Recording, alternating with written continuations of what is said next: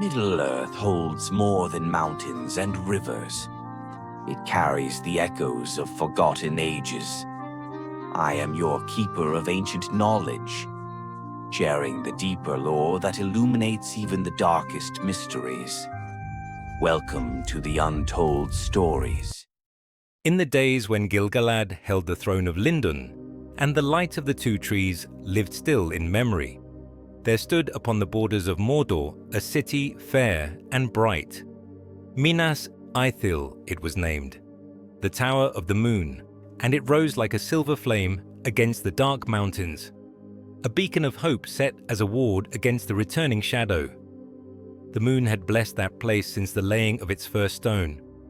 When evening came and the sun withdrew behind the Ifil Dueth, the white walls would catch the rising moon's light and hold it, glowing soft as pearls drawn from the depths of Belegar. The tower itself, wrought of stone so pure it seemed carved from moonbeams, stood tall and proud, its windows facing ever toward the west, where dwelt the undying lands. From its highest chamber, the Palantir of Ithil stone looked out across the Vale of Anduin, watching, waiting, remembering the days of peace. But peace, like the turning of seasons, cannot endure unchanged forever. In the deep places of the earth, in caverns hollowed before the first rising of the sun, something stirred that had long lain dormant. The roots of the mountains trembled with whispers in the black speech, and the very stones of Mordor began to hearken to a voice they had not heard for an age of the world. Isildur walked the battlements of Minas Ithil in those days, young and eager, his heart full of the songs his father Elendil had taught him of Númenor the Blessed. The sea longing was strong in him, as it was in all the Dúnedain, but there was something else as well, a restlessness, a sense that storm clouds gathered beyond the eastern horizon, though the sky remained clear.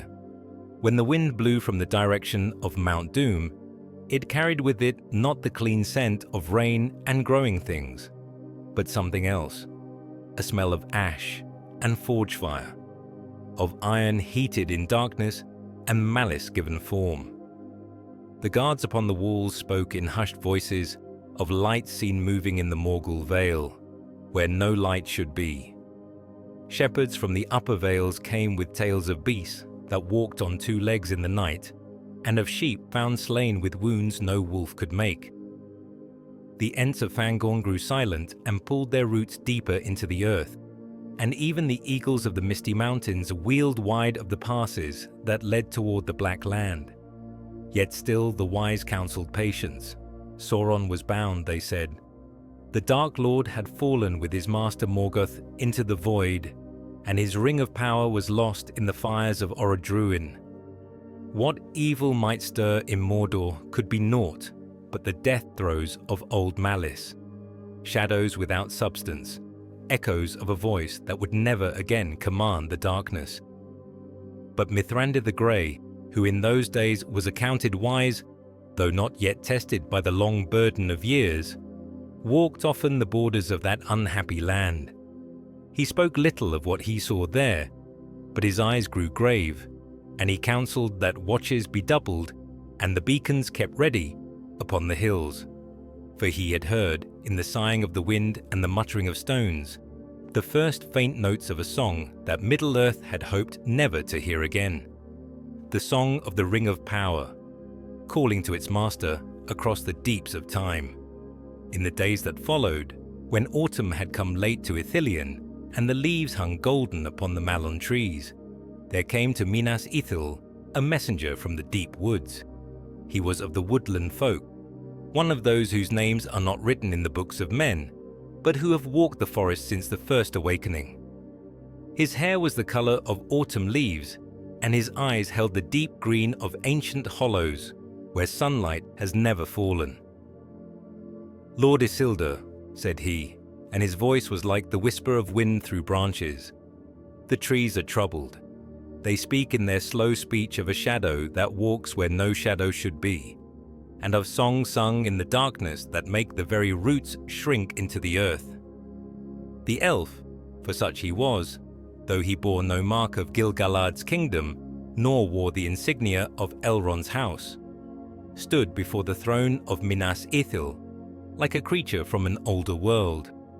About him clung the scent of deep woods and running water, of places where time moved differently and the ancient laws still held sway. "What is your name, kinsman?" asked Isildur gently, for he had learned from his father the courtesy due to the firstborn, even those who dwelt apart from the great halls and bore no titles among their people. "I am called Thrandion among my folk," replied the elf, "and I tend the woods that lie between the Anduin and the mountain's feet. Long have we kept our borders against the creeping things that venture forth from Mordor, and long have the trees stood guard against the darkness. But now—" He paused, and in his eyes was a shadow that had not been there in the days of peace. "Now the very trees flee from the eastern borders. The old bark oak that stood for 3,000 years upon the hill of Dol Baran has pulled up its roots and walked west, seeking the protection of the older woods. The beeches that lined the valley of the Nimrodell's tributary whisper constantly, though no wind stirs their branches, and in their whispers is a word that chills the heart." "What word?" asked Isildur, though his own heart misgave him, for he feared he knew the answer. "Nazgûl," said Thrandion, and the very air seemed to grow cold at the speaking of it. "Ringwraith, the trees remember that name from the dark years, and they say it walks again in the places where no living thing should go. They have seen its passage in the withering of grass and the souring of springs, in the blight that follows in its wake, like the trail of some great serpent." Anarion, who stood at his brother's right hand, leaned forward in his chair. He was ever the more cautious of the two, more given to questioning and less quick to act. "How know the trees this name? The 9 were unmade when their master fell, cast down with him into the abyss. This is known." But Thrandion shook his head slowly, and his expression was grave as winter's heart. "The trees are old, Lord Anarion, older than the kingdoms of men, older even than many of the Eldar. They remember the making of things, and they remember their unmaking. What was bound may yet be loosed. What was cast down may yet rise again, if the power that held it in check should weaken, or the will that bound it should turn elsewhere." He turned his gaze eastward, toward the walls of the tower where the darkness gathered beyond the mountains. "The old bonds are fraying, lords of Gondor. The trees can sense it as a sailor senses the changing of the tide. Something stirs in the deep places that should sleep forever, and its stirring sends ripples through the world that only the eldest can perceive." 3 days after the departure of Thrandion, when the elf had melted back into the woodlands like mist at sunrise, Mithrandir came again to Minas Ithil, but he came not in the grey robes and pointed hat that marked him as one of the Astari. Rather, he rode cloaked and hooded, upon a horse swift and silent as shadow, and only by the glint of Narya upon his finger, and the light that seemed to burn deep within his eyes, did Isildur know him for who he was. The wizard sought no audience in the great hall, nor did he announce his coming with the fanfare, due to one of his order. Instead, he came to the postern gate in the hour before dawn, when the guards were few and the city slept in the false peace of ending night. There, in a chamber high in the tower where the palantir stood shrouded in cloth of silver, he spoke with Isildur of things that made the young lord's heart grow heavy as lead. "I have ridden hard from the north," said Mithrandir, and indeed his horse stood foam-flecked and weary in the courtyard below. "From the borders of what once was Rovanion, where the shadows grow long even at midday, and the rivers run black beneath a clear sky. The evil spreads, Isildur, like a stain upon clean cloth, and at its heart—" He paused and passed a hand across his brow, as one who has looked upon things that should not be seen. "At its heart lies Dol Guldur, the hill of sorcery, where a power has taken up its dwelling that I fear to name. But name it I must, for silence serves only the enemy now. He lifted his eyes to meet Isildur's gaze, and in them was a weight of knowledge that seemed almost too great for even his ancient spirit to bear. Sauron has returned to Middle-earth, not in the full might of his former power, not yet clothed in the terror that once made the very stones of Thangorodrim tremble, but Sauron nonetheless. He walks again under the sun and stars, and his will reaches out like fingers of ice to touch all the dark places of the world. Isildur felt the blood drain from his face, and his hand moved instinctively to the hilt of his sword, though what blade could avail against such a foe? But how can this be? The downfall took him, as it took his master. The very foundations of Númenor could not bear the weight of Eru's wrath when my fathers called upon him in their folly. Much was destroyed in that ruin, Mithrandir agreed, but not all. Power such as Sauron wielded does not die easily, and he had prepared against such an end. Even as the waves rose to claim Númenor, he had already fled to this realm he had prepared, to fortresses hidden in the deep places where neither wave nor earthquake could reach. The wizard rose and moved to the eastern window, where the first pale light of dawn was beginning to show beyond the mountains. He seeks his ring, Isildur. Even now his will goes out searching, probing, calling to the gold that holds his power and his malice. And while he searches, he gathers to himself all the servants of the darkness that fled at the downfall, orcs breeding in the deep places, trolls stirring in their mountain caves, and worse things still. The Nazgûl, said Isildur quietly, remembering Thrandion's words. Aye, said Mithrandir grimly.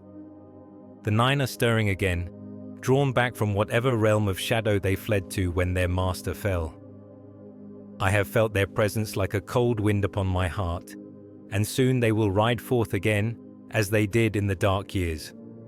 But now they have learned patience from their master's defeat, and they will not move openly until the time is ripe. He turned from the window, and his expression was grave as winter's end.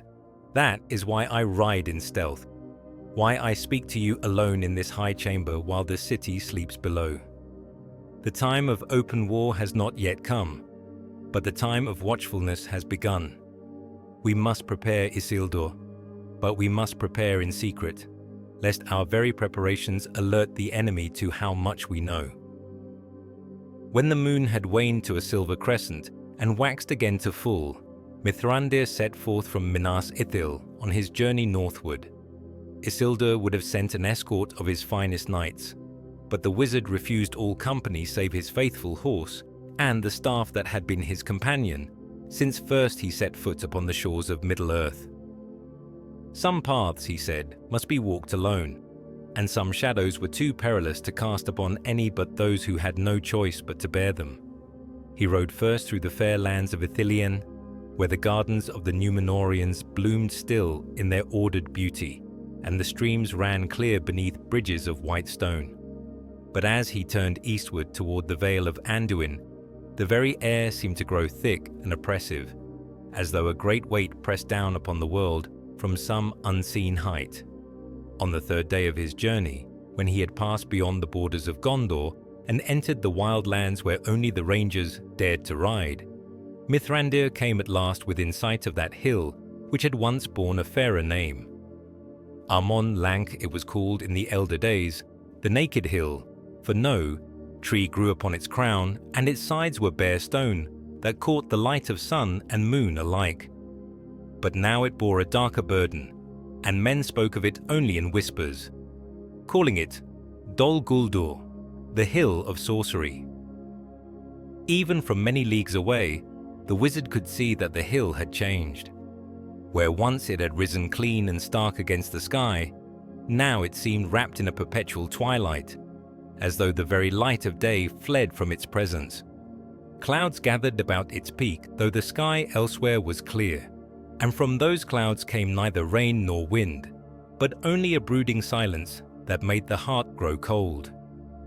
As Mithrandir drew nearer, guiding his horse along paths that deer no longer walked, and where the very grass seemed to wither beneath their hooves, he began to perceive the true horror of what had been wrought upon that ancient hill. For rising from its crown was a fortress such as had not been seen in Middle-earth since the fall of Angmar, built not of wholesome stone, but of some black substance that seemed to drink in light and give back only darkness. The towers of Dol Guldur twisted upward like the bones of some great beast, their walls smooth as glass, but black as the void between the stars.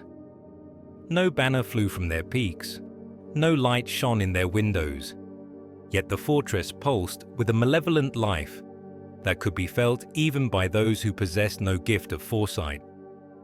It was as though the very stones had been soaked in malice until they became something more than mere rock, a crystallization of hatred and despair that poisoned the air for leagues around.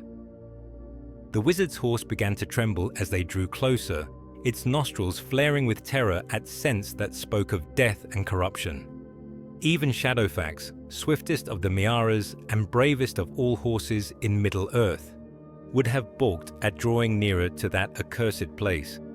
But Mithrandir spoke words of comfort in the tongue of the elves and laid his hand upon the beast's neck, and slowly they continued their approach.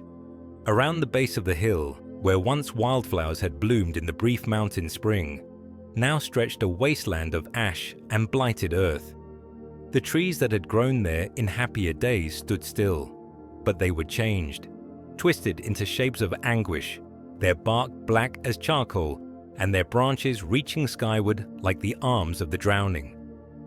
No bird sang in those dead groves, no squirrel chattered among the lifeless boughs. Even the wind seemed to avoid that place, leaving the air still and heavy with the scent of decay.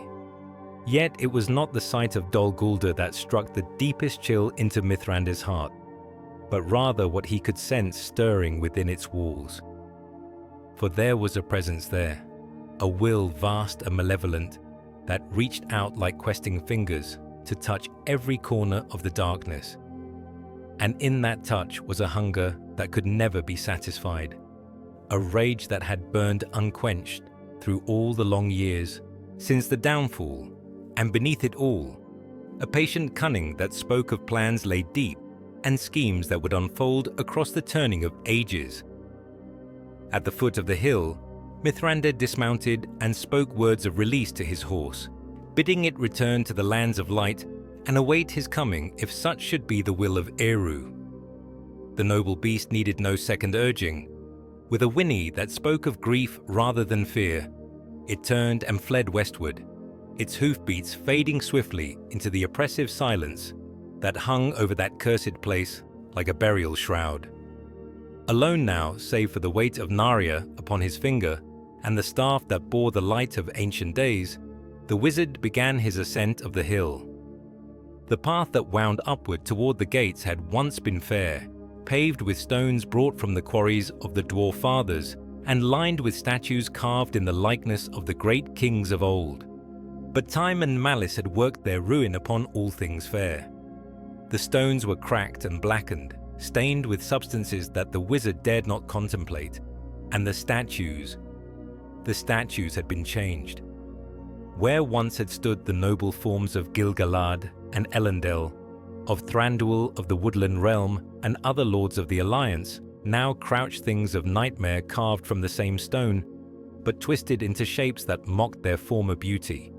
Their faces were contorted in expressions of eternal anguish, their hands reaching out as though pleading for release from some torment beyond description. Yet most horrible of all was that in their ruined features could still be glimpsed the nobility that had once dwelt there, corrupted now into a parody of its former greatness. The gates of Dol Guldur stood open when Mithrandir reached them, but the opening was no welcome. Rather, it yawned before him like the mouth of some great beast, breathing forth vapors that carried the scent of charnel houses and forgotten graves. The metal from which the gates were wrought had once been silver and mithril, precious beyond the counting of kings. But now it was black as midnight and seemed to pulse with a life that was not life. beating in rhythm with some vast and terrible heart. Beyond the threshold lay a darkness that was more than mere absence of light. It was a living thing, this darkness, thick as fog and cold as the void between the stars. When Mithrandir stepped across the threshold, the darkness seemed to press against him from all sides, seeking to enter through his eyes and mouth and nose, to fill his lungs with despair and poison his blood with hopelessness. But the wizard bore with him the flame imperishable, and though Narya remained hidden beneath his glove, its power was not diminished. A word he spoke in the Blessed Realm's tongue, and about him sprang a light pale but pure, pushing back the darkness far enough that he might walk without stumbling. Yet even that sacred light seemed dimmed in this place, as though the very air drank in illumination and gave back only shadow. The halls of Dol Guldur stretched before him like the passages of some vast tomb, their walls rising into darkness beyond the reach of his light. Here and there upon the black stone were carved runes that hurt the eyes to look upon, written in scripts that predated the Eldar and spoke of powers that should never have been called into being. The floor beneath his feet was smooth as glass, but in its surface moved shapes and shadows that seemed to follow his passage, as though the very stones sought to trap his reflection and hold it in their depths forever. No sound broke the silence, save the soft whisper of his robes and the gentle tap of his staff upon the stone. Yet that silence was not empty. Rather, it was full to bursting with voices that could not quite be heard, screams that existed just beyond the edge of perception, and beneath it all, the slow, steady breathing of something vast and patient that waited in the deepest chambers of the fortress. As he walked deeper into the maze of corridors, Mithrandir began to perceive that he was not the first to tread these paths. Here and there upon the walls were marks that spoke of desperate struggles, scratches made by fingernails worn to the bone, dark stains that had once been bright blood, and in one chamber, words carved into the stone with some instrument sharper than any blade. The words were in the tongue of Gondor, and they spoke of despair beyond measure. Here lies all hope. Here dies the light. Let none follow who would keep their souls. In the depths of the fortress, where the very foundations were hewn from the living rock of the hill, Mithrandir came at last to the dungeons of Dol Guldur. Here the darkness was so complete that even his light seemed to shrink back upon itself, and the air was thick with the stench of decay, and worse things still. Iron doors lined the corridor, each bound with chains that gleamed with their own fell light, and from behind them came sounds that no throat of flesh and blood should have been able to make. But it was not from any of these cells that the voice came when at last a voice was heard.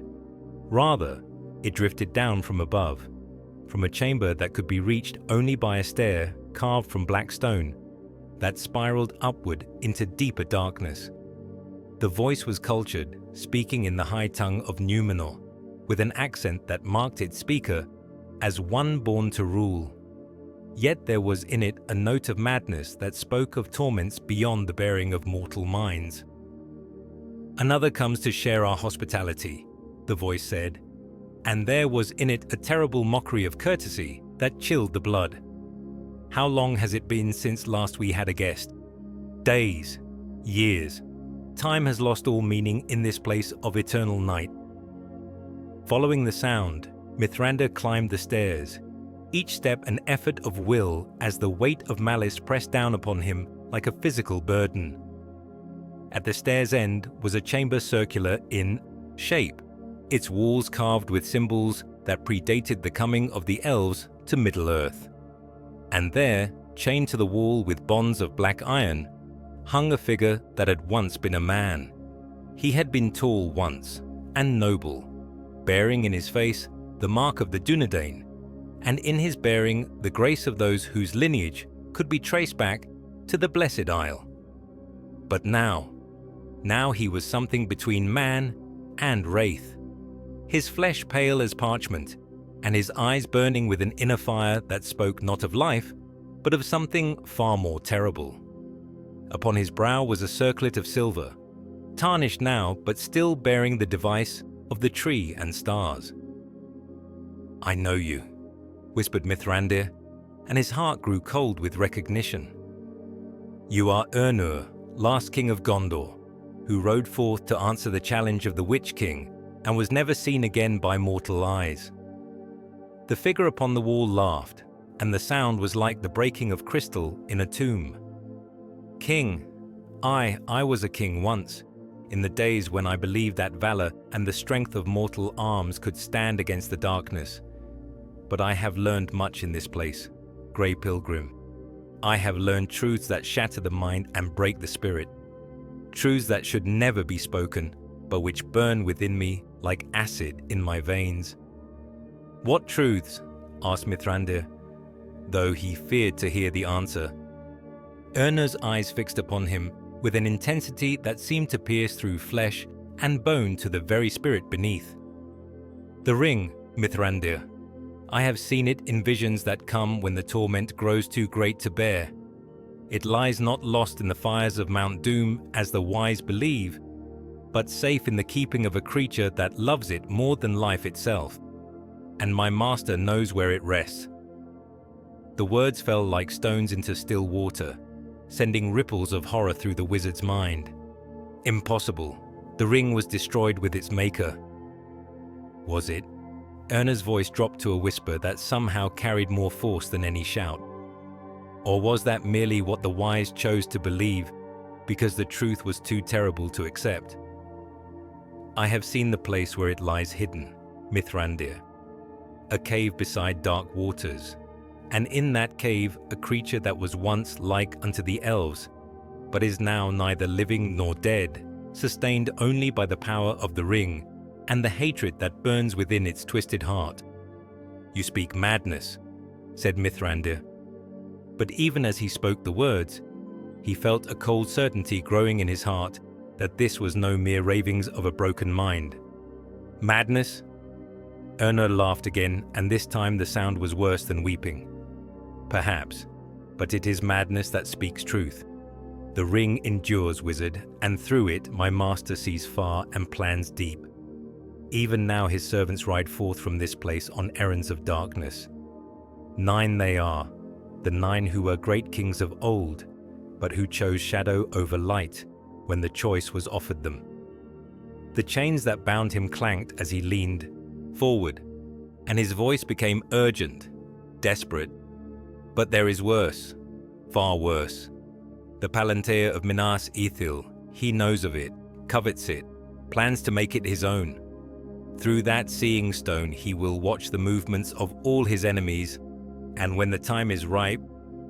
He shuddered, and for a moment the madness left his eyes, replaced by something even more terrible, perfect, lucid terror. "When the time is ripe, he will send the 9 to take the Tower of the Moon. They will come not as conquerors, but as plague, corrupting all they touch, turning light into shadow and hope into despair. Minas Ithil will become Minas Morgul, and from its halls will ride forth such horrors as the world has not seen since the elder days." Even as the last words left Ernur's lips, the very air within the chamber began to change. The temperature dropped until each breath came forth as mist, and the darkness pressed inward with such force that Mithrandir's light dimmed to little more than a candle's flame. From somewhere deep beneath the foundations of Dol Guldur came a sound like the grinding of vast millstones, and the black walls began to pulse with a rhythm that matched the beating of some enormous heart. "So," came a voice that seemed to emanate from the stones themselves, "the Grey Wanderer has come at last to visit our halls. How long we have waited for this moment. Mithrandir the Grey, servant of the secret fire, bearer of the flame of Ainur." The voice was neither loud nor harsh, yet it filled the chamber with such presence that the very air seemed to thicken with its weight. It was cultured, speaking the high tongue with an accent older than kingdoms, yet beneath its courtesy lay depths of malice that made Ernur's torment seem like gentle mercy. This was the voice of one who had walked among the Ainur in the halls of Eru, before the music of creation, who had seen the flame imperishable and had chosen to turn from its light. "Show yourself, necromancer," said Mithrandir, raising his staff so that its light blazed forth more brightly, though even that sacred flame seemed but a spark before the vast darkness that pressed around them. Laughter answered him, terrible in its beauty, for there was still in it an echo of what Sauron had been in the days of his glory, when he was called Mairon the Admirable, and dwelt in the halls of Orly the Smith. "Show myself, but I am all around you, grey fool. I am in every stone of this place, in every shadow that your feeble light cannot dispel. I am the darkness that lives in the hearts of all who crave power, the whisper that tells them they might become as gods if only they had the strength to seize what they desire." The shadows in the corners of the chamber began to move and shift, taking forms that hurt the eye to look upon, shapes that were almost familiar, like memories of faces loved and lost, but twisted into expressions of such malevolence that the heart recoiled from them.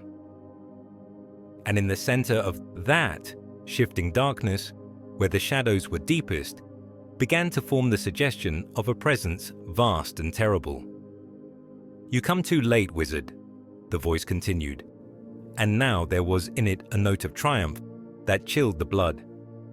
"Already my servants ride forth from this place, and the first stage of my design moves toward completion.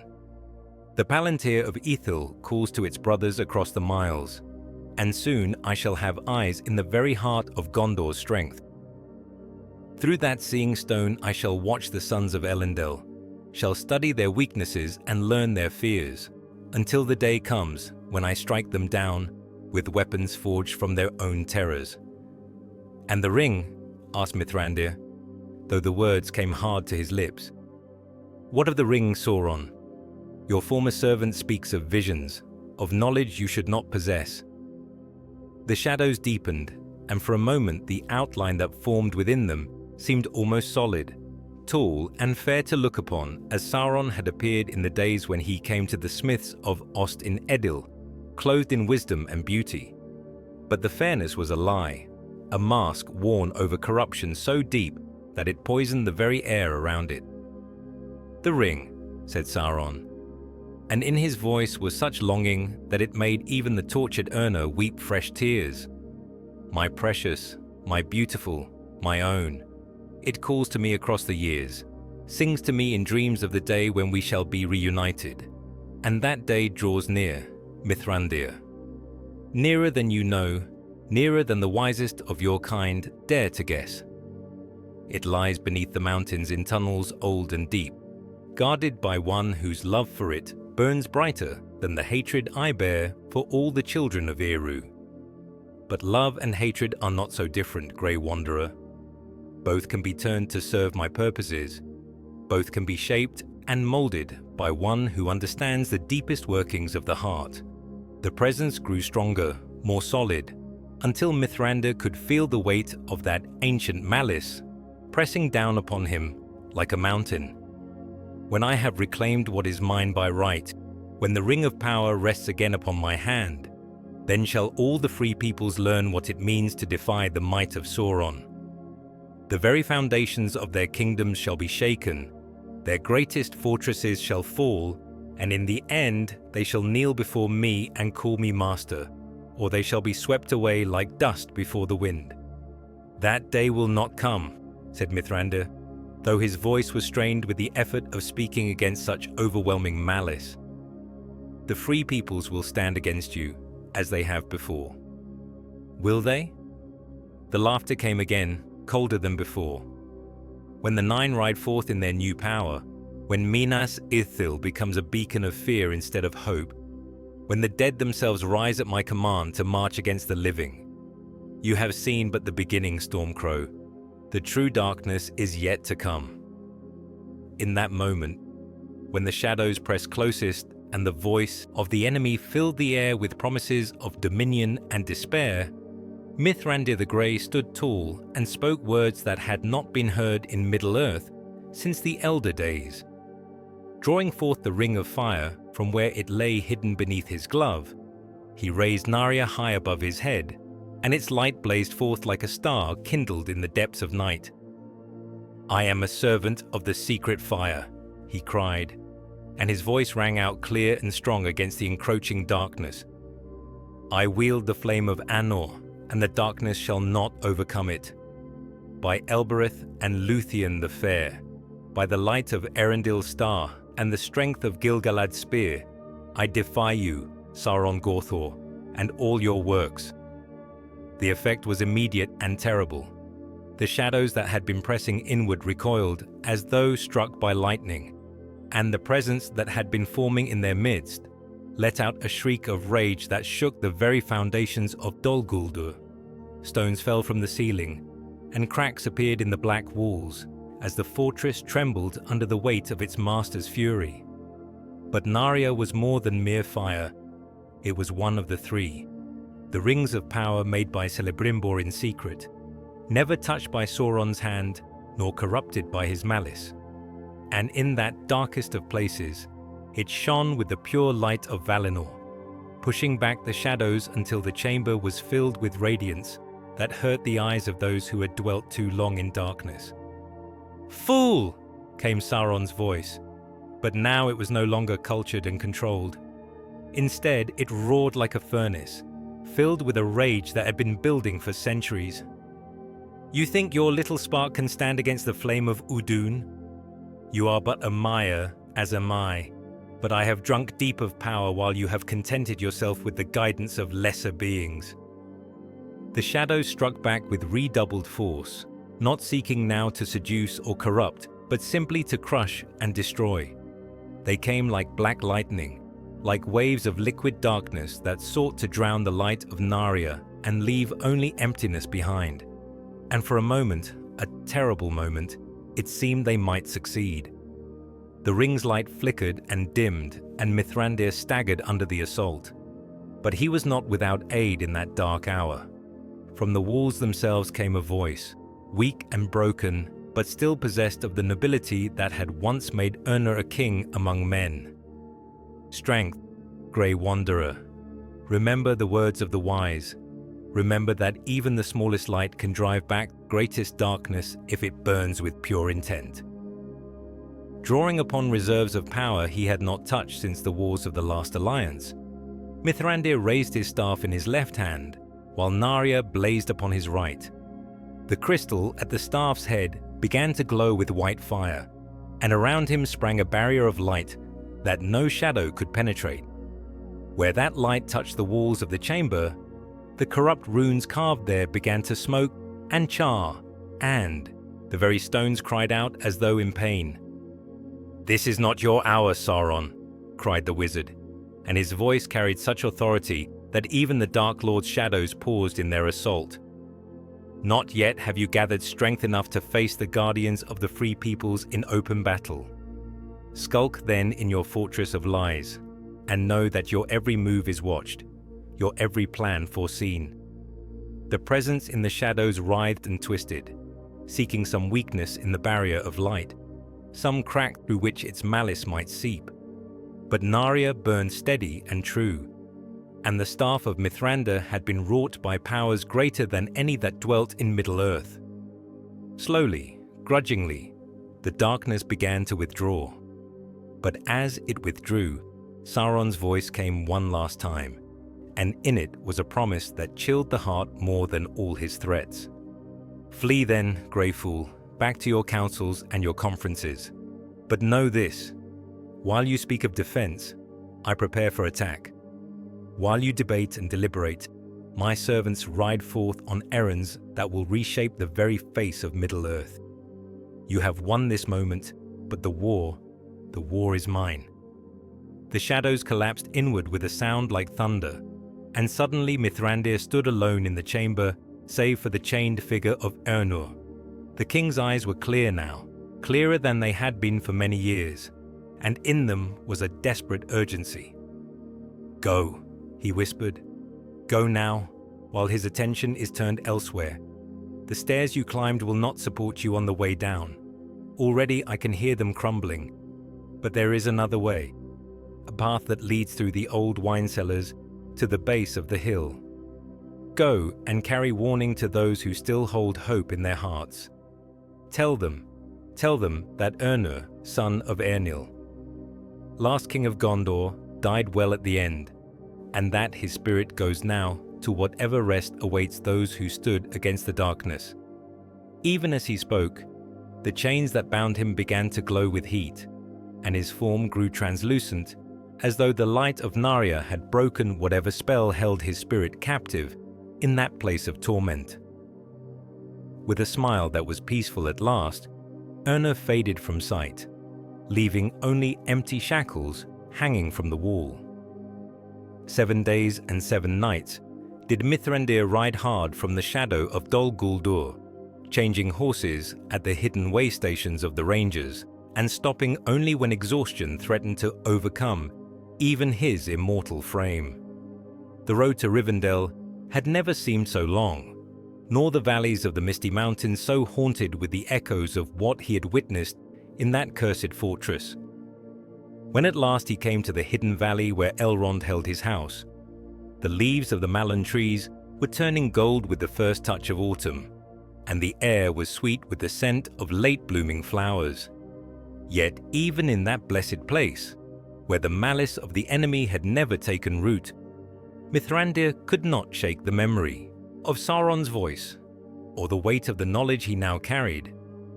The Council of the Wise had been summoned in haste, for word had already reached Rivendell of strange stirrings in the eastern lands. In the great hall where once the shards of Narsil had been displayed, now gathered those whose wisdom and power stood as bulwarks against the growing darkness.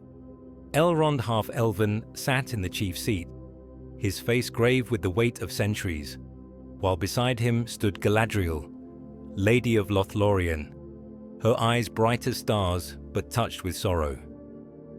Círdan the shipwright had come from the Grey Havens, bearing with him the wisdom of the sea and the foresight of one who had looked upon the light of Valinor.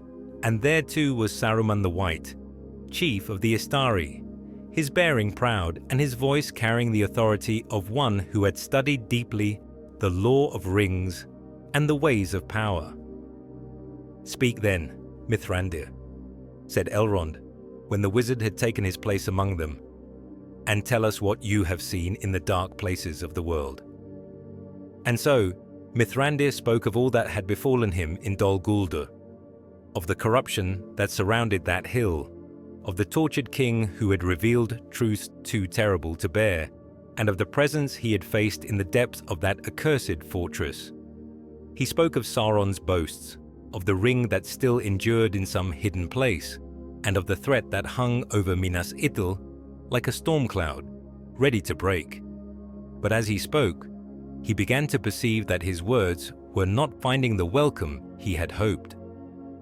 Saruman sat with fingers steepled before his face, his expression one of polite skepticism, while even Elrond seemed troubled more by the implications than convinced by the evidence.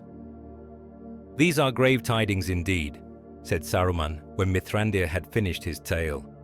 "But I fear they may be colored by the very malice you encountered. The necromancer is cunning, as we all know, and his greatest weapon has always been the sowing of fear and despair. Is it not possible that what you heard were but lies designed to turn our councils toward hasty action?" "And what of the king?" asked Mithrandir sharply. "What of Ernur's warnings? Would you name him liar as well? A mind broken by long torment may see visions that have no truth in them," replied Saruman smoothly. "The Nazgûl are skilled in the art of bending thoughts to their will, and what seemed revelation may have been but another form of torture, designed to plant false knowledge in the mind of any who might discover their captive." Galadriel leaned forward, her voice soft but carrying great weight. "Yet there is wisdom in Mithrandir's words that cannot be easily dismissed. I too have felt the stirring of old powers, have seen in the mirror of my fountain shadows that move where no shadows should be. The time of testing draws near, of this I am certain." "Testing, yes," said Círdan, his voice weathered by countless years of watching the ships pass into the west. But not yet the time of open war. The enemy moves in stealth because he is not yet ready for the battle he truly desires. If we strike too soon, if we move against him before our own preparations are complete, we may provoke the very conflict we seek to prevent. "And what preparations would you have us make?" asked Mithrandir, frustration creeping into his voice. "While we debate and deliberate, Sauron's servants ride forth on errands of darkness. While we speak of patience, the Nine gather their strength for the blow that will shatter Gondor's easternmost defenses." Elrond raised a hand for silence, and when he spoke, his voice carried the authority of one who had stood at Gil-galad's side in the last alliance. "Peace, my friends. These are weighty matters that cannot be decided in haste. Mithrandir speaks of threats that may yet be years in the making, while Saruman counsels caution born of long wisdom. Perhaps the truth lies between these extremes." "What say you, Lord Elrond?" asked Galadriel. "I say that we must watch and prepare, but not yet reveal our knowledge to the enemy. Let beacons be set upon the hills, and watches doubled upon the borders. Let word be sent in secret to Denethor in Minas Tirith, and to Thranduil in the halls of the woodland realm. But let us not yet move openly against Dol Guldur, lest we force Sauron's hand before we are ready to receive his blow." Saruman smiled, and in that smile was satisfaction that his counsel of caution had prevailed. Wisdom speaks through the mouth of Elrond half-elven. The necromancer will reveal himself in his own time, and when he does, we shall be ready. But Mithrandir sat silent, his heart heavy with the knowledge that time was the one thing they could not afford to waste. He had looked into the face of absolute evil and had seen there a patience that spoke of plans already set in motion, of preparations that had been years in the making. And he feared, though he dared not speak this fear aloud, that while the wise debated, the darkness was already moving to claim its first great prize. In the weeks that followed the council's meeting, when autumn had deepened and the first snows began to dust the peaks of the misty mountains, Mithrandir set forth from Rivendell with a purpose that he shared with none of the wise. If the council would not act with the urgency the times demanded, then he would prepare what defenses he could through paths they had not considered. Northward he rode, following the ancient roads that led toward the grey mountains and the halls of the dwarves. For in his heart had stirred a memory of older days, when the friendship between Durin's folk and the Eldar had stood as a barrier against the darkness, and when the axes of the dwarves had been counted among the mightiest weapons in the war against Morgoth. The road to the Iron Hills was long and perilous, winding through passes where the wind cut like a blade, and the very stones seemed to remember the weight of ancient griefs. Here had once marched the armies of Gil-galad and Elendil, and here too had walked the dwarf lords in their pride, bearing axes of mithril and mail of steel that no orc blade could pierce. But now the road was little travelled, for the friendship between the free peoples had grown cold in the years of peace, and each kindred kept to its own halls and its own concerns.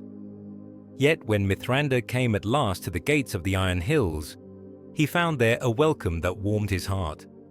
For Dain Ironfoot, who ruled that realm, was of the blood of Durin, and possessed the long memory of his people. He had not forgotten the wizard who had stood with the armies of the last alliance, nor the debt that all the free peoples owed to the Astari for their guardianship of Middle-earth. "Welcome, Greycloak," said Dain when the wizard was brought before him in the great hall that had been hewn from the living rock of the mountain. "Long has it been since one of your order walked these halls, and longer still since we have had cause to speak of war. What brings you to the north in these troubled times?" Mithrandir looked upon the dwarf lord with eyes that held both sorrow and hope. Dain was old even by the measure of his people, his beard white as mountain snow, and his face marked by the weight of years and wisdom. Yet his arm was still strong, and his axe still hung ready at his side, and in his eyes burned the fire that had made the dwarves feared by all the servants of darkness. "I come with warnings, Lord Dain," said the wizard, "and with hopes that may yet bloom in the darkness that gathers over Middle-earth. The enemy stirs again in the east, and his malice reaches out to touch all the free lands. Soon there will be need for all who love the light to stand together, as they did in the days of the Alliance." "Aye," said Dain grimly. "We have heard the rumors that come down from the north, of wolves gathering in the grey mountains, of goblins bold enough to raid in daylight, of things that walk in the deep places where they should not be. My folk grow restless, and the young ones speak of taking axe and shield to hunt these creatures to their lairs. That restlessness may serve a greater purpose than you know," replied Mithrandir, "but I think not of the Iron Hills alone in this matter. My thoughts turn to Erebor, the lonely mountain, and to the great wrong that was done there." At the mention of Erebor, Dain's face grew dark as winter storm clouds. Smaug the Mighty still holds the mountain, wizard, and Dale lies empty beneath his shadow. The treasure of my fathers sleeps in his hoard, and the Arkenstone of Thrain lies beyond the reach of any living dwarf. What hope is there in that quarter? "More hope than you may think," said Mithrandir quietly. "Dragons are not immortal, Lord Dain, and even the mightiest may be brought low by courage and cunning combined. But such an endeavor would require more than the strength of arms alone. It would need stealth and luck, and perhaps a touch of that simple courage that often burns brightest in the smallest hearts." Dain leaned back in his throne, his eyes sharp with interest. "You speak in riddles, Grey Cloak. If you have some design in mind, let us hear it plainly." But Mithrandir shook his head. "Not yet, my friend. First, there are other paths to explore, other allies to seek. But know this, when the time comes for the free peoples to stand together against the darkness, the halls of Erebor must not remain empty. The lonely mountain commands the pass between the north and east, and in Sauron's hands it would become a gate through which his armies could pour into the heart of Rhovanion." It was on the road south from the Iron Hills, when the first green of spring had begun to touch the edges of winter's retreat, that Mithrandir's thoughts turned to a land that seemed as distant from the machinations of Dark Lords and the counsels of the wise as the stars are from the deep places of the earth. The Shire lay westward beyond the misty mountains, a realm so small that many maps did not mark it, so peaceful that its inhabitants knew nothing of Nazgûl or Palantiri, or the shadow that crept ever closer to their borders. How long had it been since last he had walked the green lanes of Hobbiton, or shared a pipe with some worthy hobbit on a summer evening, when the only sounds were the chirping of crickets and the distant lowing of cattle? Years, certainly, perhaps decades in the measure of the big folk, though to an immortal, such spans seemed but moments. Yet now, as he rode through lands where every shadow might hide an enemy, and every hill might conceal a watchtower of the Dark Lord, the memory of that green and peaceful country came to him like a breath of sweet air in a stifling chamber. The Shire had been a gift of sorts, a reward to the hobbits for services rendered in the wars of the north, though few now remembered those days when halflings had stood beside the armies of Arthedain and Cardolan. King Argaleb had granted them the lands between the Brandywine and the Far Downs, and there they had dwelt in contentment for nigh on 400 years, tending their gardens and brewing their ale, raising their children and honouring their elders, living the quiet lives that were perhaps the greatest treasure in all of Middle-earth. What weapons could such folk bring to the war that was coming? What part could they play in the great strategies that would determine the fate of all the free lands? None, perhaps, in the way that kings and wizards measured such things. Yet, as Mithrandir rode through the desolation that surrounded Dol Guldur influence, as he remembered the malice that had pressed against him in that darkened chamber, he began to think that there might be other kinds of strength than those wielded by sword and spell. His thoughts turned to one hobbit in particular. Bilbo Baggins of Bag End, whom he had not seen since that curious business with the old Took's birthday party many years before. There had been something about young Bilbo even then, something that set him apart from his more sedentary cousins. A light in his eyes when talk turned to tales of distant lands, a quickening of interest when mention was made of elves or dragons or the strange peoples who dwelt beyond the borders of the Shire. A most irregular hobbit, Mithrandir murmured to himself as his horse picked its way down a particularly treacherous stretch of mountain path. His mother was a Took, of course, and they say the Tooks have a strain of the wandering in them that goes back to the days when hobbits first crossed the Anduin. But more than that, I think, there was a quality about him, a readiness for something he himself could not name. It was a strange thought, that the fate of kingdoms might turn upon the courage of a creature barely half the height of a man, who had never held a sword or walked further from his door than the next village. Yet the more Mithrandir pondered it, the more it seemed to him that this was precisely the kind of thought that the enemy would never entertain. Sauron planned for armies and fortresses, for the movements of kings and the strategies of the mighty. He would not think to guard against the small hands that could slip where warriors could not go, the humble hearts that harbored no ambition he could corrupt or twist to his own ends. And there was this too. Burglary was a skill that might serve where all the wisdom of the White Council could not avail. The treasures of Erebor lay under the jealous guard of Smaug the Golden, and no army could hope to wrest them away by force of arms. But a burglar might succeed where heroes would fail, might accomplish by stealth and cleverness what could never be achieved by strength. A burglar, said Mithrandir aloud, and found himself smiling for the first time since he had ridden forth from Dol Guldur. Yes, I think we shall have need of a burglar before all is done, and who better than a hobbit? They move so quietly that even their own folk sometimes lose track of them, and they have such an honest look about them that no one suspects them of anything more dangerous than second breakfast. The wind shifted as he spoke, bringing with it the scent of growing things and clean earth, and for a moment it seemed to him that he could smell the pipe smoke of Bag End and hear the gentle voices of folk who had never known a fear greater than running out of seed cake before the harvest. It was a reminder of what all their struggles were truly about. Not the grand movements of power and politics, but the preservation of simple peace, the protection of those whose greatest joy was a well-tended garden and whose deepest wisdom was knowing when to plant the potatoes.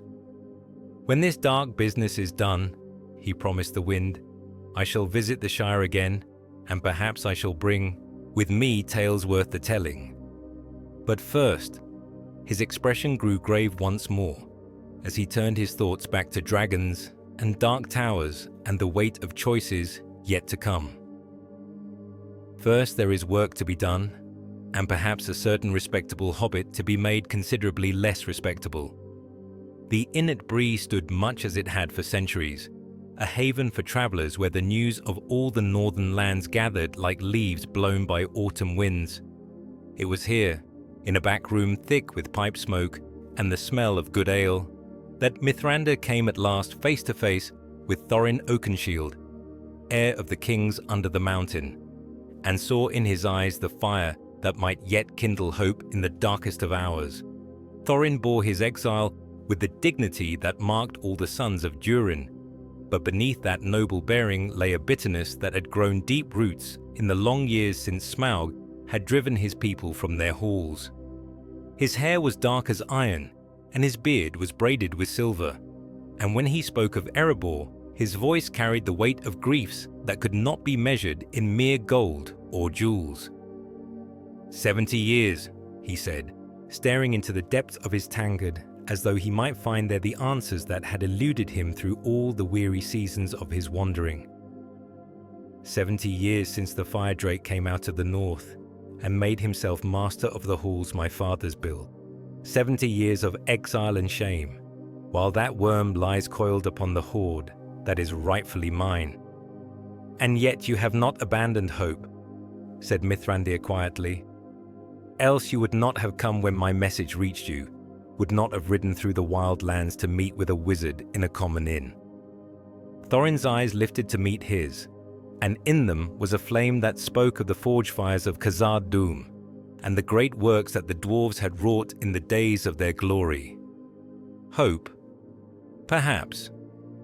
Or perhaps only the madness that comes to those who have lost everything and yet cannot bear to surrender the dream of reclaiming it. Tell me, wizard, why do you suddenly show interest in the fate of one exiled dwarf lord? What has changed that makes the recovery of Erebor a matter worthy of Mithrandir the Grey's attention?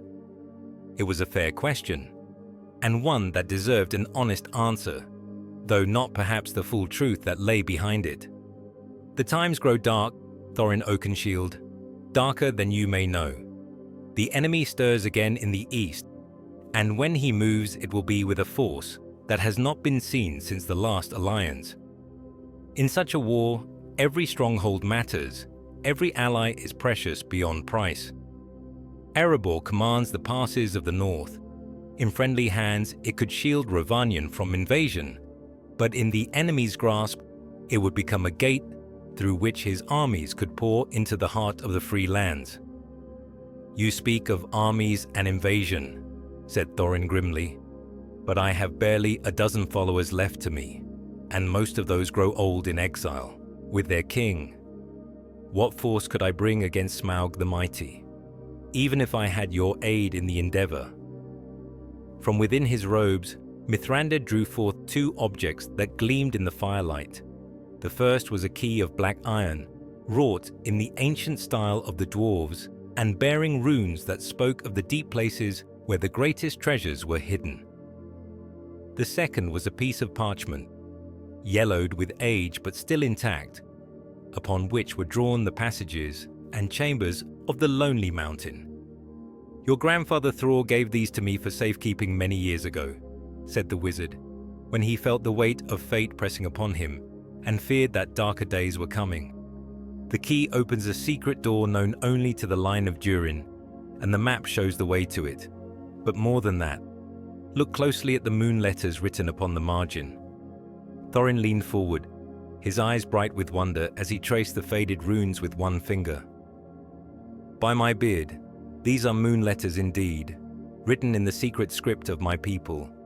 But they speak of Durin's day, when the last moon of autumn and the sun stand in the sky together." "The same day each year when the keyhole is revealed," said Mithrandir. "Your ancestors built well, Thorin son of Thrain. They knew that even the mightiest fortress might fall, and so they prepared a way by which the rightful heirs might return.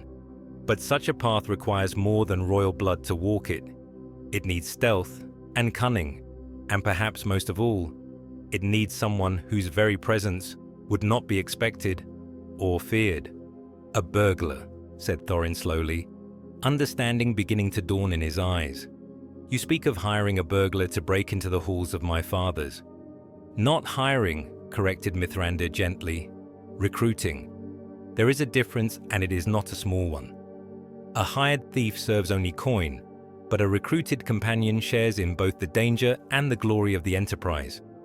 And I have in mind someone whose qualifications go far beyond mere skill at locks and silent footsteps." Thorin was silent for a long moment, studying the map and the key as though they might reveal secrets beyond those already written upon them.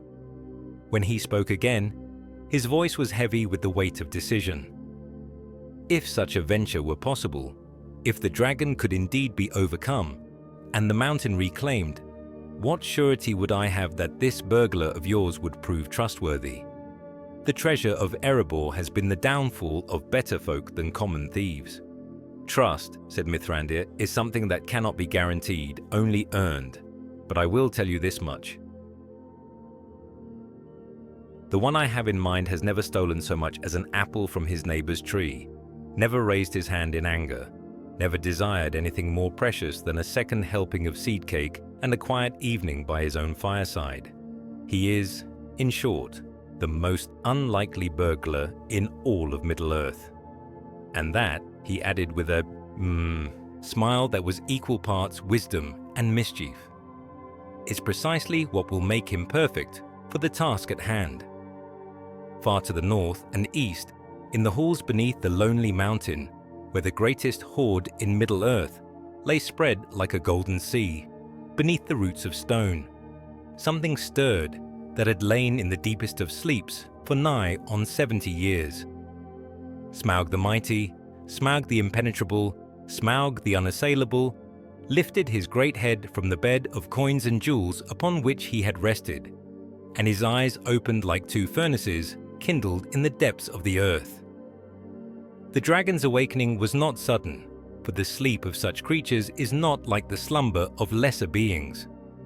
Rather, it was like the slow turning of seasons, a gradual stirring that began in the deepest chambers of his consciousness and spread outward through his vast frame like fire creeping through dry tinder. First came the awareness of his own breathing, the bellows-like rhythm that had continued unchanged through all the years of his rest. Then the feeling of gold beneath his scales, the familiar pressure of countless treasures that supported his enormous bulk like a mattress fit for the mightiest of kings. But there was something else now, something that had not been there when he had settled into his long repose. A disturbance in the very air, a tremor in the deep places of the earth that spoke of changes in the world above. Smaug had felt such stirrings before, in the days when armies marched and kingdoms fell, when the affairs of the small folk grew large enough to trouble even the dreams of dragons. Slowly, with movements that sent cascades of gold flowing like water down the sides of his bed, the great worm raised himself to his full height. His scales gleamed in the darkness like black mail shot through with veins of fire, and where his breath touched the air, wisps of smoke curled upward to hang in the stagnant atmosphere of the treasure chamber. He was beautiful in his terrible way, a creature of such power and majesty that even the gods of old might have paused to admire his splendor before they destroyed him. The disturbance he sensed was not in the immediate vicinity of the mountain. Of that much he was certain. The lands around Erebor remained as desolate as he had made them, empty of all life, save the ravens and the worms that fed upon the bones of those who had been foolish enough to approach his domain. But somewhere in the wider world, forces were moving that had not stirred for many years, and with those movements came a scent upon the wind that made his ancient heart beat faster with anticipation. War was coming. Smaug could taste it in the air as surely as he could taste gold or smell the fear of men. Somewhere to the south, the pieces were being set in motion for a conflict that would dwarf all the petty squabblings of the age. And where there was war, there was opportunity, for dragons had always found rich feeding in the aftermath of battle, when the great hordes of kings lay unguarded and the survivors were too weak to defend their treasures. Yet there was something else in this stirring, something that touched more closely upon his own domain than mere distant wars. A sense of eyes turned toward the north, of thoughts bent upon the lonely mountain and the wealth that lay within its halls. It was not the first time that greedy minds had contemplated his hoard. Indeed, such dreams were as constant as the movement of the stars, and he had long ago ceased to concern himself with the fantasies of treasure seekers. But this was different. This carried with it a weight of intention, a purposefulness that spoke of more than mere wishful thinking. Smaug's great tail lashed among the coins, sending up a sound like the ringing of 1,000 bells. Someone was planning something, someone with the power to make their plans reality. The thought should have angered him, should have sent him roaring forth to find and destroy whoever dared to covet what was his. But instead, he found himself almost amused. It had been so long since anyone had provided him with proper entertainment, so many years since he had been able to exercise the full range of his terrible capabilities. Let them come, these dreamers and schemers. Let them bring their armies and their heroes, their swords and their spells.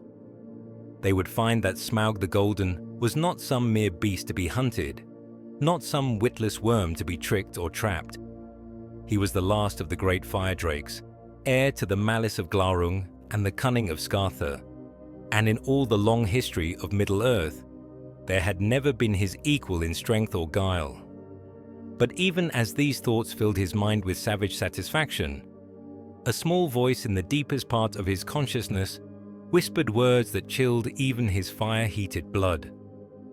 The voice spoke of old prophecies and ancient dooms, of the day when the king under the mountain would return and the halls of Erebor would ring once more with the sound of hammer upon anvil. It spoke of Durin's Day and secret doors, of moon letters and the coming of one who would walk softly in the darkness. Smaug shook his great head, sending tremors through the mountain that set every loose stone to rattling. Prophecies were the refuge of the weak, dreams spun by those who lacked the power to shape the world to their own desires. He was the master of Erebor now, and he would remain so until the world's ending, until the very foundations of the earth cracked and the halls of Mandos opened to receive the dead. Yet still the voice whispered, and still the sense of approaching change pressed upon him like a weight. And so Smaug settled himself once more upon his bed of gold and began to plan, his mind turning over possibilities and preparing for challenges that might yet come to test his might. The fire within him burned brighter than it had in decades, and the mountain itself seemed to tremble with the force of his awakening malice. While Smaug stirred in his northern lair, and the wizard walked the roads between the Shire and the halls of exiled kings, the shadow in the east had not been idle. From Dol Guldur, the will of Sauron reached out like the tentacles of some vast sea creature, touching every dark place in Middle-earth and stirring to wakefulness things that had slumbered since the ending of the last alliance. In the deep places beneath the misty mountains, where the drums of Khazad-dûm had fallen silent, and the great halls echoed now only with the skittering of nameless things, the orcs began to gather once more. Not in the vast hosts that had marched with the armies of Morgoth, but in smaller bands, more cunning, better disciplined. These were not the rabble that had broken like waves upon the shields of Gil-galad, but creatures bred and trained for a new kind of warfare. Patient, secretive, deadly as vipers in the darkness. From the breeding pits of Mount Gundabad came the Uruk-hai, taller and stronger than their lesser kin, bearing arms of black steel and armor that bore the red eye of their master. They moved by night through the wild lands, avoiding the paths where rangers might ride, striking at isolated settlements and vanishing again into the darkness before any organized pursuit could be mounted. Farmers in the Vale of Anduin spoke in whispers of cattle found slaughtered, of shepherds who ventured too far from their villages and were never seen again, of strange lights moving in the abandoned ruins where no lights should be. But it was not only orcs that answered the summons from Dol Guldur. In the caves beneath the grey mountains, the trolls began to stir from their stone sleep, and their voices could be heard echoing through the caverns, like the sound of boulders grinding together. The spiders of the great forest grew larger and more cunning, spinning webs that could snare a man on horseback, and poisoning the very air with their presence. Even the wolves grew bold, gathering in packs that numbered in the hundreds and ranging far from their usual hunting grounds to test the defenses of civilized lands. Yet perhaps most terrible of all were the Nine, the Nazgûl, who had begun to walk the world again in forms that were neither living nor dead. They came not in the black robes and fell majesty they would later wear, but cloaked in seeming humanity, appearing as travelers or merchants or wandering scholars. Only their eyes betrayed them, eyes that held no light of their own, but reflected back the fears and secret shames of those who met their gaze. One such had been seen in the markets of Tharbad, asking questions about the roads north and the movements of the rangers. Another had walked the halls of Minas Tirith itself, clothed in the robes of a healer and speaking with the steward's counselors about the defenses of the eastern borders. A third had been glimpsed in the passes of the misty mountains, leading a company of men who bore no badges and spoke in the harsh tongue of the Southlands. In the Palantir of Dol Guldur, Sauron watched and planned, his malice reaching out through the seeing stone to touch distant lands and probe for weaknesses in his enemies' defenses. He had learned patience in his years of exile, had come to understand that the greatest victories were won not in the clash of armies, but in the slow corruption of hope, the gradual turning of strength into weakness, of light into shadow. The plan that was unfolding was vast beyond the comprehension of any single mind save his own. While his enemies focused their attention on the immediate threats, on the stirrings in Mirkwood, on the dragon in the north, on the growing boldness of his lesser servants, he prepared for a stroke that would shatter their power at its very foundations. Minas Ithil still stood bright and fair upon its hill. Its Palantir still sang with the voice of the west, and its guardians still believed themselves secure behind walls of white stone and the strength of Númenórean steel. But already the first moves had been made, the first pieces positioned on the vast board where the fate of Middle-earth would be decided. The Nazgûl had been sent forth not merely as scouts or spies, but as the vanguard of an assault that would come not with fire and sword, but with fear and despair and the slow poison of corruption. Soon, not this year perhaps, nor the next, but soon by the measure of immortal minds, the Tower of the Moon would become the Tower of Dark Sorcery, and from its windows would shine forth not the silver light of Isil, but the baleful glow of the Morgul flame. The Palantir of Ithil would sing then with a different voice, and through its malice Sauron would watch every movement of his enemies, would turn their own strength against them until they fell like wheat before the scythe. But that triumph lay yet in the future, hidden behind veils of time and circumstance. For now, it was enough to gather strength in darkness, to prepare the ground for the great work that was to come, and to ensure that when the moment arrived for the blade to be drawn from its sheath, it would strike true and deep into the heart of hope itself. The news came with the first snow of winter, carried by ravens from the north and whispered by the wind that blew down from the iron hills. Smaug the Mighty was dead, slain not by hero or host, but by a simple man of Laketown whose bow was true and whose heart was filled with righteous anger. The dragon's fire had been quenched at last in the cold waters of the long lake, and the great horde that had lain so long beneath his jealous guard was free once more. Yet the death of the dragon had been but the first movement in a symphony of war that had shaken the north to its very foundations. For no sooner had Smaug's flame been extinguished than the armies of 5 peoples had converged upon the lonely mountain, each with their own claim upon the treasure within. Men of Dale seeking recompense for their ruined city, elves of the woodland realm come to reclaim ancient heirlooms, dwarves of the Iron Hills marching to the aid of their kinsmen. And from the deep places came the goblins and the wargs, drawn by the scent of war and the promise of rich plunder. The battle of 5 armies had been fought beneath a sky dark with clouds and the wings of eagles, and when the sun set on that day of slaughter, the field was red with blood, and the crows feasted fat upon the fallen. But victory had gone to the free peoples, and now Dain Ironfoot ruled beneath the mountain, his throne carved from the living stone of Erebor, and his crown wrought from mithril that had been hidden for generations in the deepest vaults.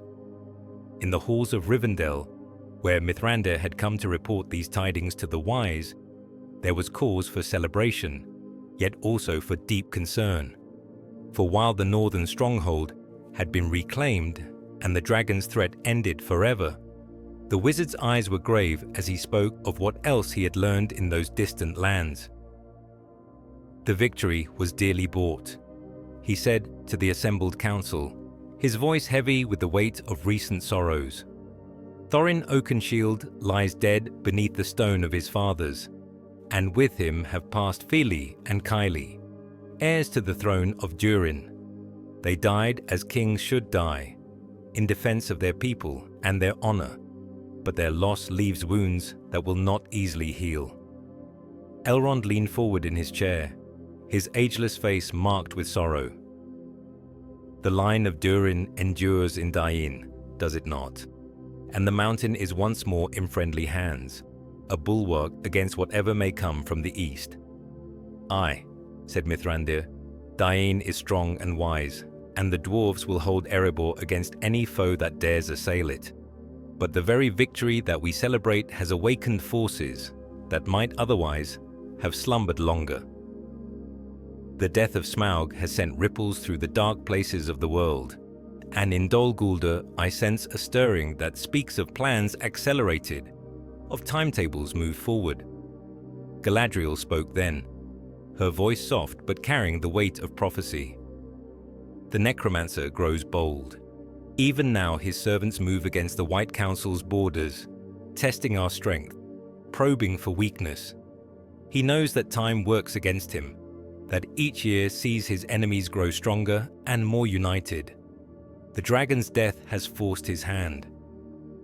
"What moves have you observed?" asked Círdan, though his weathered face suggested he already feared the answer. "The Nine ride openly now," replied Mithrandir grimly. "No longer do they skulk in disguise or move by stealth alone. Black riders have been seen upon the roads, and their very presence withers hope and courage in mortal hearts. Worse still, they move not in random patterns, but with clear purpose, and that purpose lies ever southward, toward the great citadel that guards the pass between Mordor and the western lands." Saruman, who had remained silent through much of the discussion, now spoke with authority that brooked no dissent. "Then the time has come for direct action. No longer can we afford to watch and wait while the enemy marshals his strength. The White Council must move against Dol Guldur before..." "Before what?" interrupted Mithrandir sharply. "Before he abandons that fortress and takes up residence in a stronghold we cannot assail? Sauron is no fool, Saruman the White. He knows our strength as well as we know his, and he will not remain in Dol Guldur to await our assault. Even now he prepares to withdraw to Mordor, to the Black Tower that is the true seat of his power." "Then we drive him there sooner rather than later," said Saruman with cold satisfaction. "Let him flee to his lair and cower there while we strengthen the defenses of the free peoples. What harm can he do from behind the black walls of Barad-dûr that he cannot do from the Hill of Sorcery?" But Galadriel shook her head, and in her eyes was a sorrow that spoke of visions too terrible to share. "You do not understand, Curunir. From Mordor he can do what he has always planned to do, complete the great work that has been the purpose of all his lesser schemes. The Palantir of Minas Ithil calls to him even now, and when he has made it his own..." She did not finish the thought, but in the silence that followed, each member of the council saw in their mind's eye the same terrible vision. The Tower of the Moon transformed into a fortress of nightmare, its white walls turned black as midnight, its silver light replaced by the cold glow of the Morgul flame. From such a stronghold, with such a seeing stone to serve as his eye, Sauron could strike at the very heart of Gondor while his armies poured forth from the Black Gate to overwhelm the northern kingdoms. "The kingdom under the mountain has been reclaimed," said Mithrandir at last, "and for that we may rejoice. But the greater war has only just begun, and I fear that all our victories thus far have been but moves in a game whose end we have yet to foresee." Deep beneath the roots of the misty mountains, in caverns that had known no light save the cold gleam of fish eyes since the making of the world, something precious stirred in the darkness. It was not the stirring of living flesh, for the ring of power was wrought of gold imperishable, and bore within its circle the malice and the will of its maker. Rather, it was the stirring of consciousness itself, the awakening of a power that had slumbered too long in the keeping of one whose love had become a torment, and whose guardianship had grown into an agony beyond bearing. Gollum crouched upon his island of wet stone, his pale hands clutching at the ring that hung about his neck on a chain of his own making. For near 500 years he had possessed his precious, had loved it and hated it, and been consumed by it in equal measure. But now, for the first time in all those long centuries, he felt it truly waking, felt its power growing like a tide that lifted all ships, whether they willed it or not. "What is it, precious?" he whispered to the ring, his voice echoing strangely in the vast darkness of his realm. "What wakes you now, when you have slept so long and quiet? Why does the nasty bright feeling come to hurt us?" The ring made no answer, for it was not in its nature to speak save to one who wore it upon his finger and commanded power enough to hear its voice. But its presence pressed upon Gollum's mind like a weight of gold, and in that pressure was a longing so vast and terrible that it made his very bones ache with sympathetic pain. The ring was calling, not to him, who had held it in love and terror for so long, but to another, to the one who had shaped it in the fires of Mount Doom and bound within its substance the greater part of his power and his malice. Far to the south and east, in the stronghold of Dol Guldur, where shadows gathered like living things, Sauron felt that calling as surely as a man feels the beating of his own heart. The necromancer stood before the great palantir that served as his eye upon the world, and in its depths he saw not the movements of armies or the deliberations of councils, but a vision that made his spirit burn with such joy and hunger that the very stones of his fortress trembled. A cave beside dark waters, a wretched creature whose form had been twisted by long possession of that which he could neither master nor release. And there, hanging about that creature's neck, gleaming with its own inner fire even in the absolute darkness of the deep places, the ring of power, the master ring, the one ring that was the key to all his designs and the foundation of all his strength. "So close," he whispered, and his voice was like the sound of molten metal flowing in the depths of the earth. "So close that I could reach out and pluck it from its unworthy keeper, were I but free to walk the world in my full might. But patience. Patience serves better than haste, and what has waited 500 years may wait a little longer." Yet even as he counseled himself to patience, Sauron felt the ring's call growing stronger with each passing day. The death of Smaug had somehow awakened it from its long slumber, as though the passing of the great worm had removed some barrier that had kept the ring quiescent.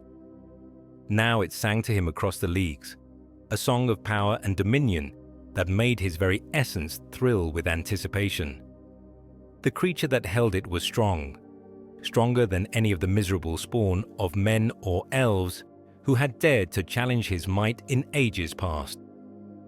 Centuries of possession had bound the ring to Gollum's life force, had made him into something that was neither alive nor dead, neither wholly corrupted nor entirely free. He would not give up his precious willingly, would fight like a wild beast to keep what he had held so long in, the darkness. But even the strongest will could be bent to serve another's purpose, and Sauron was master of all the arts of domination. Already he could feel his influence growing stronger over the wretched creature, could sense the first faint stirrings of a compulsion that would eventually drive Gollum from his caverns and into the light of day. Not yet, the bonds of habit and fear were still too strong. But soon the time would come when the ring-bearer would venture forth from his hiding place, and when he did, in his cavern of stone and darkness, Gollum felt that growing compulsion like a fire in his blood. The ring grew heavier about his neck, pulling at him with a weight that had nothing to do with mere gold.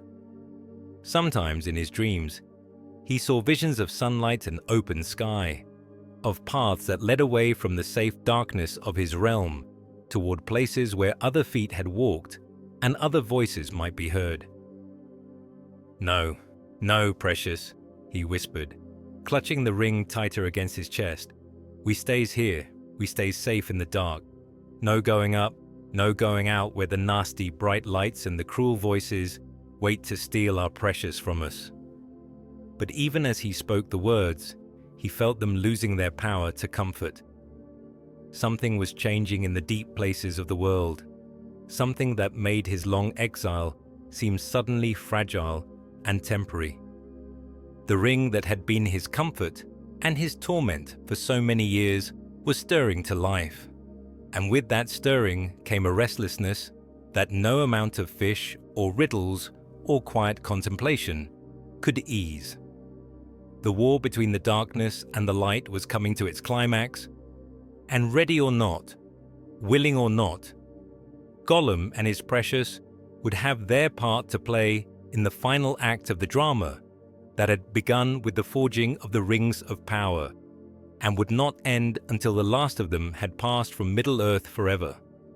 On a day when storm clouds gathered above the forest of Mirkwood, and the very trees seemed to whisper warnings to one another, the White Council came at last in force to Dol Guldur. They came not as they had planned in the long years of deliberation, but in haste born of necessity, for the reports that reached them spoke of a darkness spreading like poison from that accursed hill, reaching out to blight all the lands between the mountains and the river. Saruman the White rode at their head, his staff blazing with power and his voice lifted in words of unbinding that had not been spoken since the elder days. Behind him came Elrond and Galadriel, the Lady of Lothlorien, terrible in her beauty, as she had been in the days when she stood against Morgoth himself. Radagast the Brown was there as well, his heart heavy with grief for the creatures of wood and field that had suffered under the necromancer's shadow, and with them rode a company of the wise whose names were written in no books, but whose power was nonetheless real. Yet even as they approached the hill where the fortress of sorcery stood like a wound in the fabric of the world, Mithrandir felt in his heart a growing certainty that they had come too late, not to cleanse the corruption that had taken root there, but to confront the one who had planted it. The assault upon Dol Guldur was unlike any battle fought in the history of Middle-earth, for it was waged not with sword and spear, but with word and will, power against power, in a contest that shook the very foundations of the hill. Where Saruman's staff pointed, the black stones cracked and crumbled. Where Galadriel walked, the poisoned earth began to heal, and green things pushed up through soil that had been barren for a century. The walls of the fortress, built from malice made manifest, screamed as they fell, and the towers that had twisted toward the sky like the fingers of a grasping hand collapsed in thunder that could be heard for leagues around. But the heart of the fortress, the deep chamber where Sauron had held court for so many years, stood empty when they reached it. The throne carved from black basalt was vacant. The palantir that had served as his window upon the world was gone, and of the necromancer himself there remained only shadows and the lingering scent of ash and iron. "He has fled," said Saruman with satisfaction as he surveyed the ruined hall. "The necromancer has seen our power and chosen discretion over destruction. Let him skulk in whatever dark hole he has prepared for himself. Without this stronghold, his influence over the northern lands is broken." But Galadriel shook her head, her face grave with knowledge that the others lacked. In her hand she held Nenya, the ring of water, and through its power she had seen visions that filled her heart with dread. Fled, yes, but not in fear. This withdrawal was planned, Curanir, prepared for long in advance. Even now he takes up residence in a fortress that we cannot assail, behind walls that no power of ours can breach. Barad-dûr, said Mithrandir quietly, and the name fell like a shadow across the ruined chamber. The dark tower that was raised in the days of his power, when Gil-galad still reigned in Lindon, and the might of Númenor stood unbroken. From there he watches and waits, and from there he will strike when the time is ripe. Elrond walked to the eastern window of the chamber, looking out toward the black peaks of the Ephel Duath where the dark tower stood like a needle of malice thrust into the sky. Then we have gained nothing, save the cleansing of this one stronghold. Sauron is free to pursue his designs from a place where we cannot touch him. Worse than nothing, said Galadriel softly. Our assault has driven him to act sooner than he might have chosen. Even now his servants ride forth from Mordor, and the first of his great works begins. The Tower of the Moon will not stand much longer in its beauty, I fear. As if summoned by her words, a shadow fell across the ruined fortress, though the sun still shone, bright in the sky above. In that shadow moved shapes that hurt the eyes to look upon. 9 riders in black robes, mounted upon horses that seemed to be wrought from nightmare itself. The Nazgûl had come at last into the open, no longer content to work in secret, but riding forth in their full, terrible majesty. "The 9," breathed Radagast, and his voice was filled with such horror that the very birds fell silent in the trees around the hill. At their head rode one whose presence seemed to dim the very sunlight, whose voice when he spoke was like the tolling of funeral bells. "Behold," he cried, and his words echoed strangely in the ruins of Dol Guldur, "the futility of your victories. You have driven our master from this hill, but you have only hastened the day when all your hopes shall be turned to ash. The Tower of the Moon calls to us across the leagues, and we ride now to answer that call. When next you look upon it, it shall shine no more with silver light, but with the cold fire of our master's malice." With that, the 9 wheeled their terrible steeds and rode forth from the ruins, their black cloaks streaming behind them like wings of shadow. They rode south and west toward the borders of Gondor and the fair city that stood guard against the pass of Morgul. Behind them, they left only the echo of their master's laughter and the certainty that the war between the darkness and the light had entered its final phase. The White Council stood in the ruins of their victory and watched them go, and in every heart was the bitter knowledge that their greatest triumph had been turned into the enemy's opportunity. Sauron was free, the 9 rode in the open, and the fate of Minas Ithil hung by a thread that grew thinner with each passing moment. "What have we done?" whispered Saruman, and for the first time in all his long years, the chief of the Istari sounded like nothing more than an old man who had played a game beyond his understanding and lost. In the days that followed the fall of Dol Guldur, when the news of the council's victory had spread throughout the free lands and been greeted with rejoicing by those who knew not its true cost, Mithrandir walked alone upon the borders of the Shire. The hobbits went about their business as they had for centuries, tending their gardens and brewing their ale, unaware that the very foundations of their peaceful world trembled beneath the weight of approaching war. Here, at least, the shadow had not yet fallen. Here, the hedgerows still bloomed with flowers that knew no season save their own natural time, and the streams ran clear and cold from the springs in the hills. Children played in the meadows where their grandfathers had played before them, and their laughter carried on the wind like a promise that not all joy would pass from the world when the darkness came. The wizard paused at the gate of Bag End, where a round green door stood open to the afternoon sun, and the scent of seed cake drifted from within. Through the windows he could see the comfortable rooms where Bilbo Baggins pursued his retirement, writing in the great book that would one day tell the tale of dragons and dwarves, and the finding of a ring that would reshape the fate of Middle-earth. But Bilbo did not know the true significance of what he had found in those goblin tunnels so long ago. To him, it was merely a magic ring that made the wearer invisible, useful for avoiding unwanted visitors, but nothing more. He had no inkling that around his finger rested the Master Ring, the one ring of power that Sauron had made to rule all the others. Ignorance, in this case, was perhaps the greatest mercy that could be granted to any living being. Small hands, Mithrandir murmured to himself, remembering words that Galadriel had spoken in darker moments of prophecy. Small hands that moved the wheels of the world, while the mighty plan and scheme, and accomplish nothing save their own destruction. It was a hard truth to accept that all the wisdom of the White Council, all the power of the greatest among the Eldar, all the strength of kings, and the courage of heroes might come to naught in the end. Yet in that small round door, and the humble creature who dwelt behind it, lay a hope that no amount of malice could entirely extinguish. For Sauron, in all his vast cunning and his deep understanding of the hearts of the powerful, could not comprehend the strength that dwelt in simplicity, the courage that asked for no reward save the protection of hearth and home. The enemy would come, of that there could be no doubt. The Tower of the Moon would fall to the Nine, and from its corrupted halls would ride forth such terrors as the world had not seen since the elder days.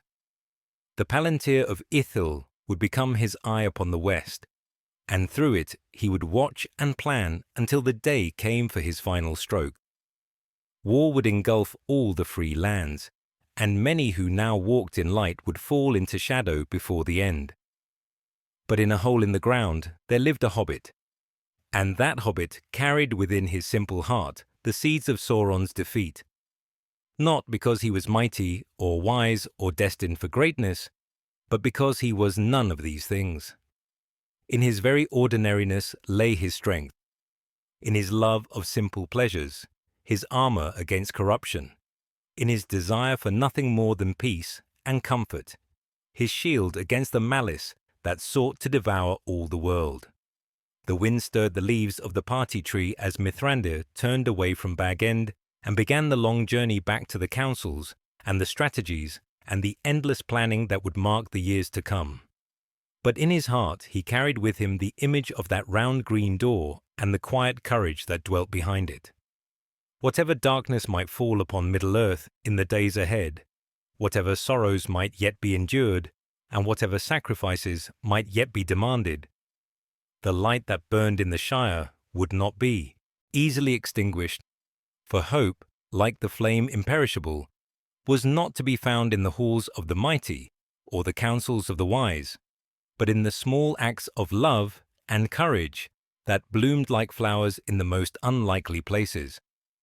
And when all the great plans had failed and all the grand strategies had come to ruin, it would be those small flames that would kindle the greater fire that would drive back the darkness and herald the dawn of a new age. The shadow of Minas Morgul had not yet fallen across the world, but when it did, it would find that the light had not gone out of Middle-earth. In the Shire, and in 100 other quiet places, the flame still burned, tended by hands too small to interest the mighty, but strong enough, when the hour came, to hold back the night. Thus ended the first movement of the great symphony that would determine the fate of the Third Age. With hope kindled in the most humble of hearths, and the promise that even the smallest light, when it burns with pure intent, can illuminate the darkest corners of the world.